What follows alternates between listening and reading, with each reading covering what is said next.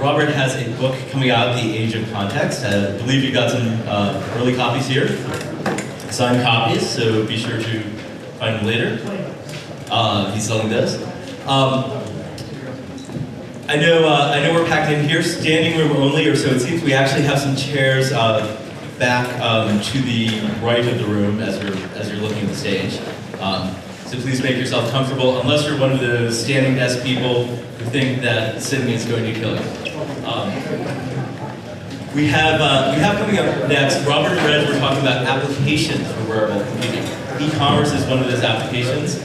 We have Greg Bensinger, who covers e-commerce for the Wall Street Journal, in conversation with Anish Chandra, the co-founder of Poshmark, and they'll be joined later by Quinn Lee of Qualcomm Ventures. So, welcome, Greg. Anish, welcome. Take it away. Hello. Anish, maybe you can start out by telling us a little bit about your company. Why is the company important today? So Poshmark is a mobile marketplace for fashion. Women can take pictures of their items listed for sale, and other women can come and shop for it. We provide sort of an end-to-end solution. We take care of payment processing, providing them with all of the shipping stuff, as well as handling customer service. Yeah. Can you tell us a little bit about how many customers you have, what kind of things sell? Sure. So we started the company about 18 months or so back, and today we have a little over 250,000 women buying and selling items on Poshmark, which is more than the number of physical boutiques in the country. And we just announced that this year alone, we've seen almost a 10-fold growth in the number of items sold. So we've sold over 1 million items on behalf of women within the company. Now, Poshmark is a mobile app. It is a mobile app. What sort of ways could you see it applying to wearable technology? How could it be integrated? Is this a threat to the way that you do business today?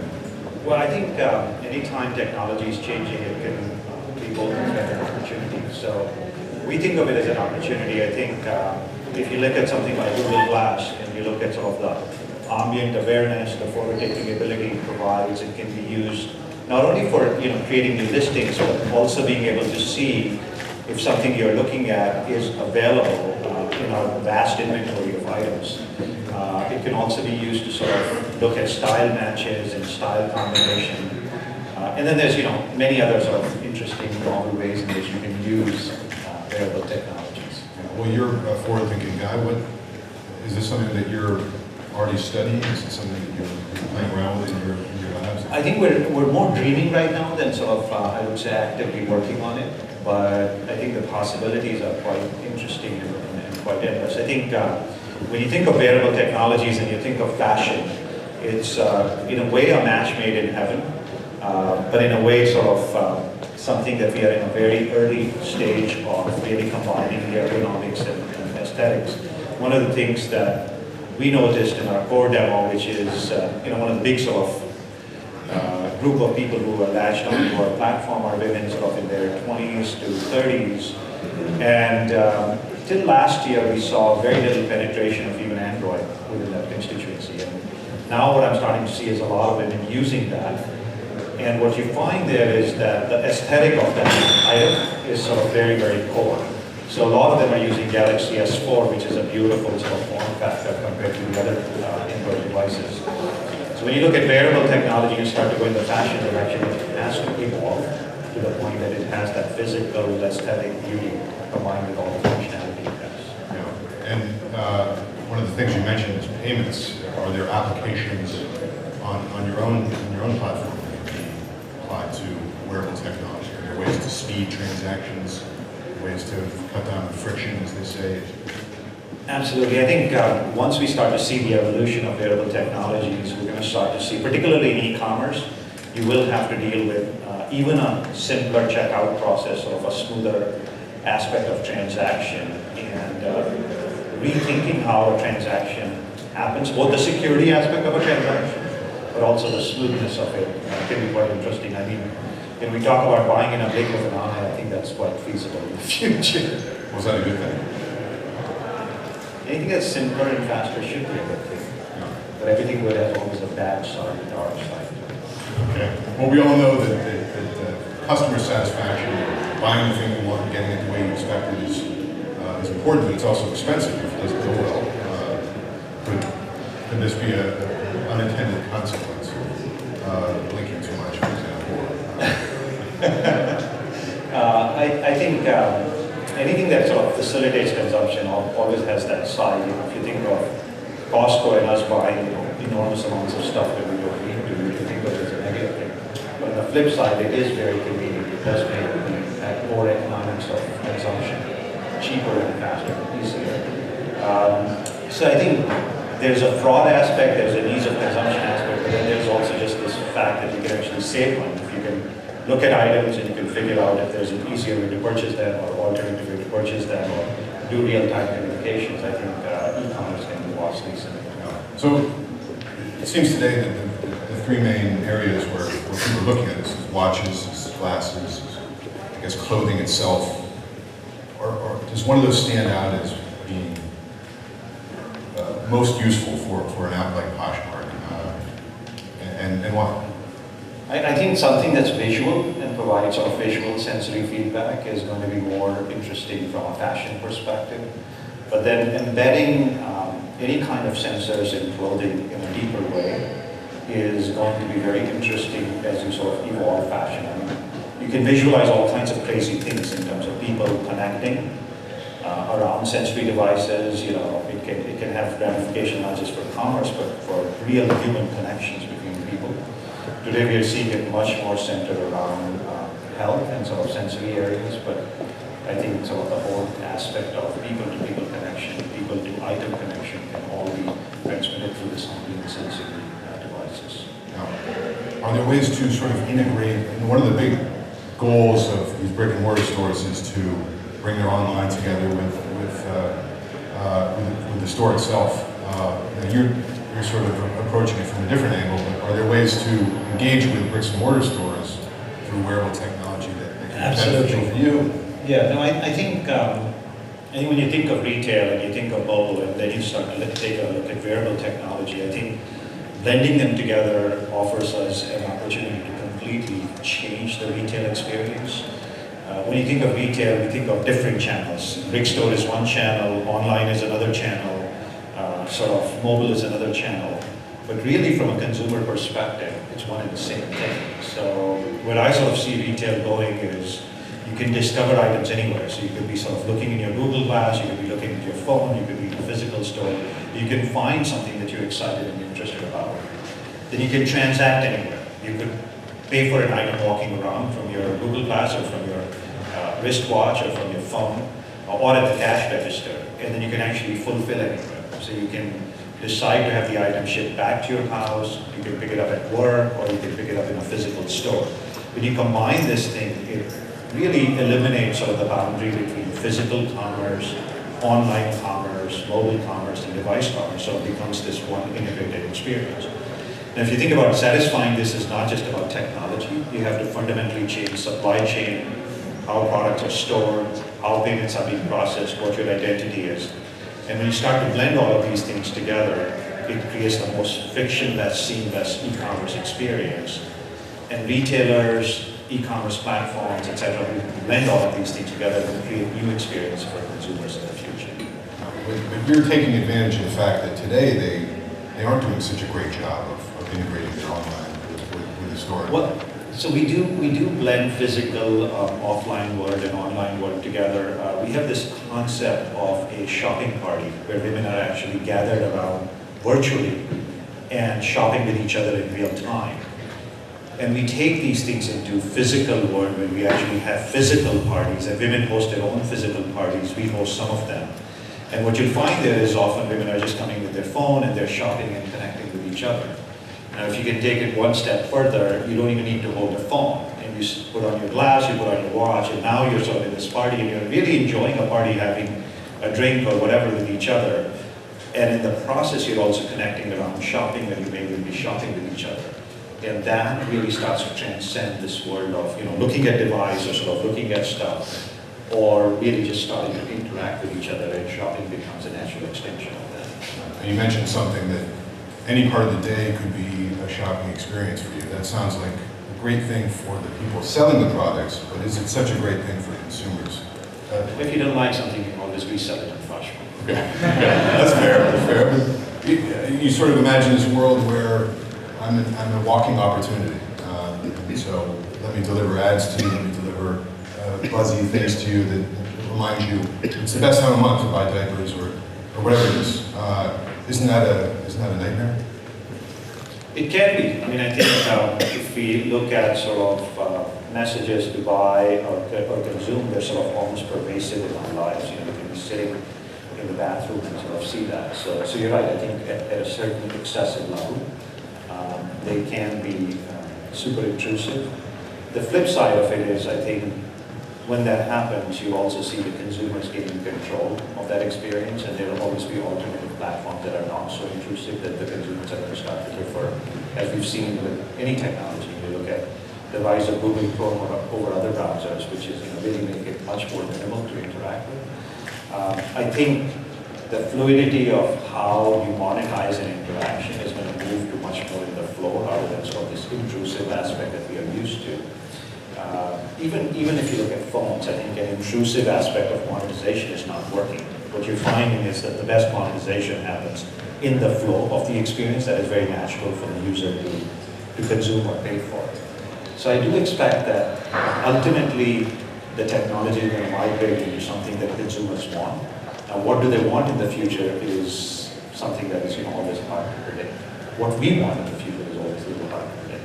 Yeah, but people selling things, their job is to remind you that you do want it.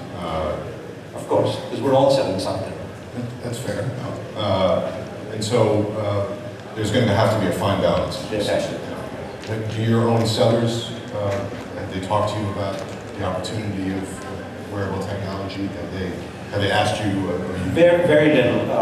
I would say that we've had these discussions with some of actually the women in Silicon Valley more than anybody else in the country, which is very natural.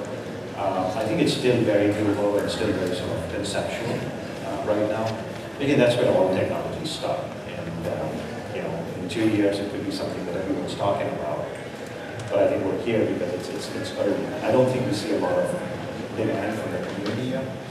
But I think as soon as the possibilities open up, it'll feel very natural to use it. Yeah.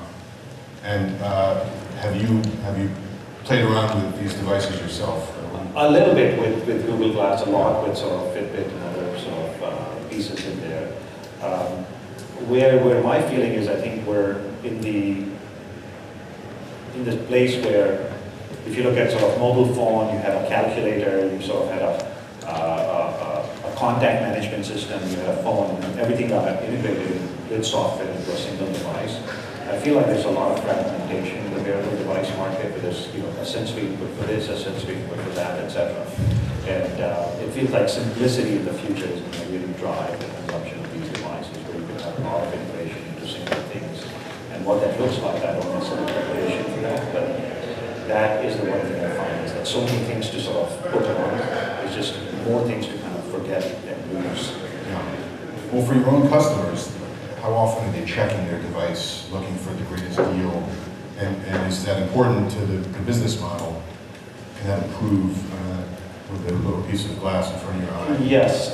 So our users are fairly immersed in the platform. They open the app 7 to 8 times. They spend somewhere in the neighborhood of 20 to 25 minutes a day. So certainly, if you have something that's constantly on, it can change the immersiveness to another more level of engagement and interaction. And some of them might even appreciate that. But one of the things I imagine is there's a lot of interest in dynamic pricing, and maybe it makes it easier for me to compare prices. That might be a real benefit for consumers. Do you see it the same way? Or is it just one more? I think certainly in our category, pricing is a factor, but I think just thinking of what you want to buy, sort of the inspiration, looking at another woman and being able to sort of understand what is it about her that you want to capture, that has huge potential. There's just fine balance between privacy and capture of that information, but it's if you look at Pinterest, you look at Poshmark, you look at Instagram, there's a whole chunk of inspiration and just being able to see what you want to consume. And any kind of visual system will provide you that at an ambient level. You know, you're at a conference, you're looking at things and you say, okay, I like that handbag. You can capture it and then, you know, store it and then have it be available to you. Of course, you want controls in terms of not having it be available to advertisers who want to push something to you, but for you, it becomes a very powerful thing. Because so many times you take a note, so you don't forget it, or trying to take a picture, all of that feels very intrusive. Yeah. Do you deal a lot with push notifications? Is that a big part of your... Push is definitely a big part of communicating with the mobile user. Yeah. So this might be nice to have a little buzz that your favorite dress is available, right? Mm-hmm. In fact, watches are becoming a little obsolete, so this could bring back the rise of the watch again. Yeah, the smartwatch in the future. Yeah. And so that would definitely be part of your plans.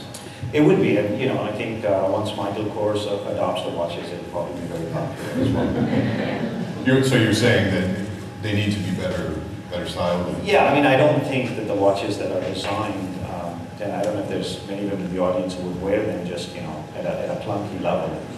But the same thing can be rendered 10x better from an aesthetics perspective, etc. Once it starts to do that, it changes. You know, it means the difference between the visual difference between the phones and an iPhone. You know, and Android devices are now finally catching up to that visual aesthetic, and Apple has changed the game again. And that just tends to be something, you know, where what you're holding is also a fashion statement as much as it is a utility. Right. Okay. And I don't know, what's the real future of this? Will the mobile experience on your phone be the primary experience for Poshmark as you see it, or is this the ultimate goal? Move away from the smartphone and make it more accessible. Well, I think it's hard to say, right? I mean, I don't claim to be that level of visionary. You can visualize what an iPhone would look like 5 years back. So, but what I know for sure is that something that makes our life simpler and brings the interactions into something that's much more natural is going to win. And you know, Google Glass is sort of showing a little bit of that, you know, how a natural the form factor is kind of ugly, but the actual experience is phenomenal, you know, in terms of being able to have this constant knowledge. And how many times are we discussing something that will open up our phone to look up that meaning? And if we don't have to do that, we can just sort of understand that. It makes the world a little more understandable, or maybe makes us a little bit dumber. I don't know. Well, I think this seems like a good time to invite Quinn Lee up to the stage. Quinn's with Qualcomm Ventures. Quinn, please join us. Thanks, Mike.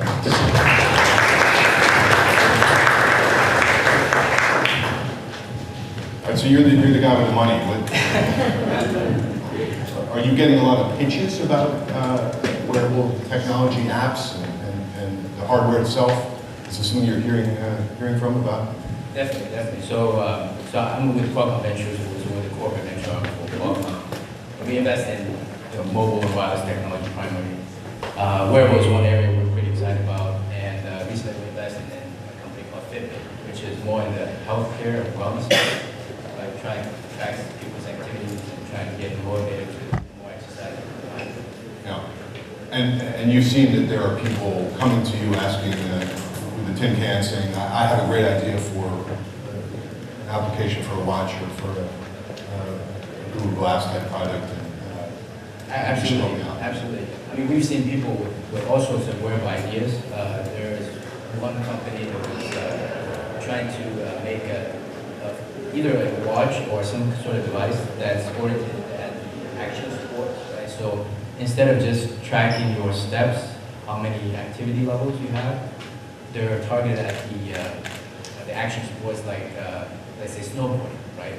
You want to know how high a jump you jump, right? So the sensors that's going to that device has much more accuracy and much more capabilities, able to track, you know, how far up the hill you can do the jump, right? So they're focused on that market sector.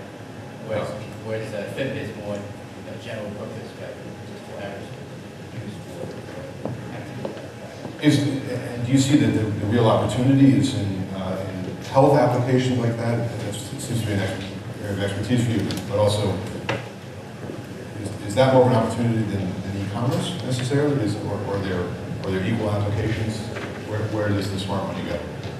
I think there's different applications in different areas, right? So I think you see the first wave of the wearables today are around health the activity level, right? So Nike has a few bands, Fitbit is up. But I think we also see applications around shopping as well. In particular, you can imagine we have this augmented reality platform called Wearable, right? So you can imagine before it was part of the Google Glass, and when you went to Google Glass for shopping, if you look at the product, right, and additional information can appear on your glass about the product, so you can interact with the product potentially, right? So it's going to put digital information on physical product. Well, as Manish would have it, any part of the day could be a time where I can buy something. Is that part of what you're using to evaluate these companies? What is, does it change the paradigm of how they operate as opposed to how you look at other investments? I think we're looking at them. I think at the end of the day, the way we're looking at it is the technology is going to solve a real problem. So I think Fitbit, fuel band, etc., is solving problems with the consumer in terms of being able to gather the data, the activity levels you're having, and then you can compare with your friends what activity level they're having. So it's solving the problem, getting them motivated to go out and be more active. Right? So other applications in shopping scenario, I think you really got to address and solve the problem. It's much more example than Manish had. It's really solving the problem of woman wants to sell her stuff for the cost. So I think the fundamental thing is you got to find solving the problem. Well, you have two competing forces here. One, which is to encourage people to go out and exercise more. And the other is shop without even having to type anymore. You can sit on your couch and maybe blink and you purchased your meal for the evening. How do you weigh these? I'm being a little funny, but how do you weigh these competing forces? By simplifying things. Yeah, I wouldn't necessarily view them as competing forces. Right? I mean, people shop all in different ways. Right? So some people go into physical retail. I mean, there's still plenty of things where you want to shop, being there, try on clothes, and so forth. Right? And then there's instances where you may want to sit on your couch and just buy something where maybe you've seen the item, right, already in a physical store. So I think there's different modalities of shopping. I don't think there's one sort of fits all. Yeah. And I'll ask you the same question about sort of omni-channel, as they call it, combining online and offline, the same retailer. Do you see that as the real promise of wearable technology? Is that something you'd like to hear more about from entrepreneurs? Yeah, definitely. I think so before we get to the wearable technology, I think to connect the online offline world, that's already a near-term problem. I think retailers should or find solutions to solve. Right? How do you attribute the user who's maybe browsing stuff on your website? Right? How do you bring them to the physical store? Right? And how do you engage them in the store? So I think that's first step, right? And then wearable technology will be extension of. We view wearable technology potentially as an extension of a smartphone. Right? How do you use that to augment that experience? Right? So I don't think wearable technology is to solve all problems, right? I think there's a lot more fundamental problems we solve between online, so connect online to solve. Well, one way to view it maybe is this is it could finally bring the two together, or it could finally cement the notion of e-commerce as the way to go. It's all in front of me in some way. Is that an opportunity for you guys? Does that mean your kind of model might win in the end? The bricks and mortar guys should be working. I think the physical experiences are not anticipated, right? And I think the opportunity to engage with each other, engage with a product at a physical level, the fact that we're all sitting here not on a WebEx conference or a Google Hangout, I think that aspect is never going to be lost. I think the ambiguity of what is happening around it will become more codified and unified.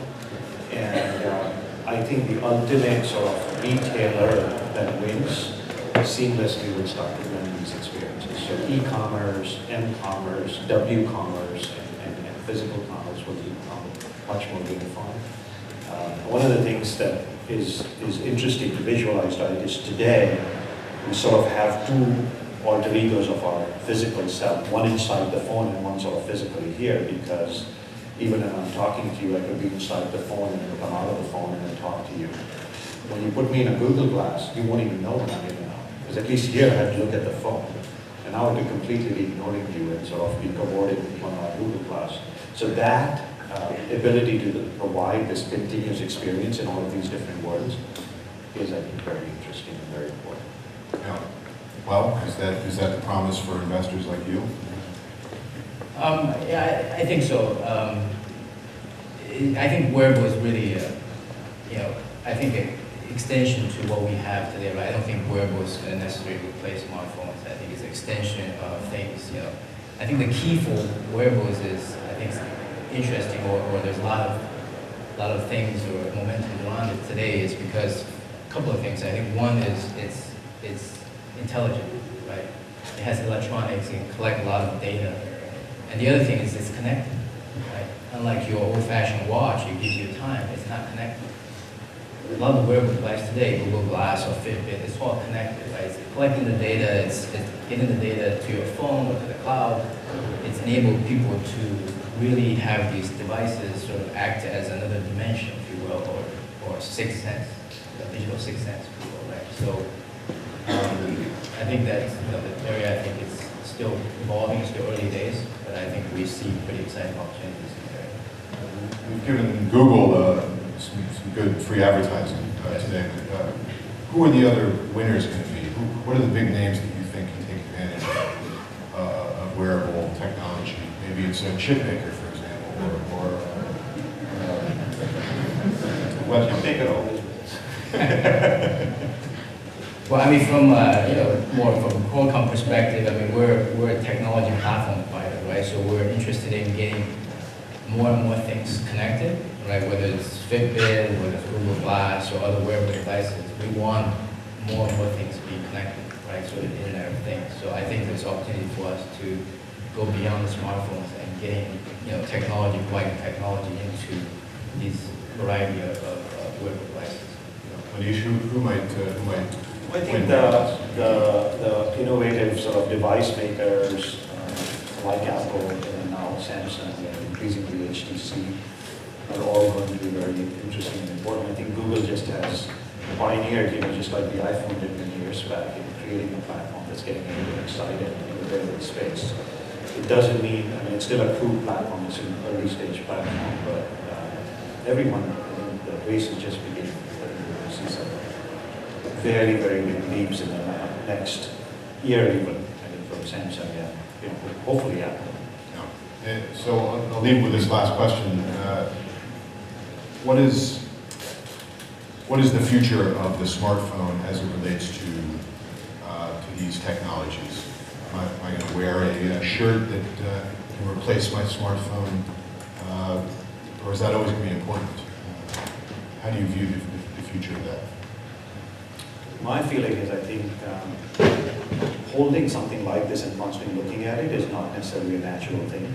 So I think it is something that will get replaced eventually, just like the computer did, because typing keyboards and pen and out was not a natural thing. Today touch feels very natural. So I can visualize a day when this becomes an obsolete device and our kids or our grandkids are asking us, what the heck was that? And we should hold on. Natural. Quinn, I'm not sure you agree. I don't think necessarily smartphones going to be replaced by the wearables, right? I mean, there's scenarios that I think wearables are, in my view, is more, at least some wearables are extensions of the phone, right? Like the Fitbit today. I mean, if you want to turn this into a smartphone, the battery won't last very long, right? So I think this is a special built device that tracks activity levels and can connect to a smartphone, but the brain or the processing power mostly is from the phone, right? There could be other wearable devices, maybe very, very specific for certain scenarios, maybe incorporate more computing power that could take on some functionality of the phone. In that case, it could act on the phone, but I see it more as an extension of the phone versus replacing it. Thanks, guys. Very, very interesting.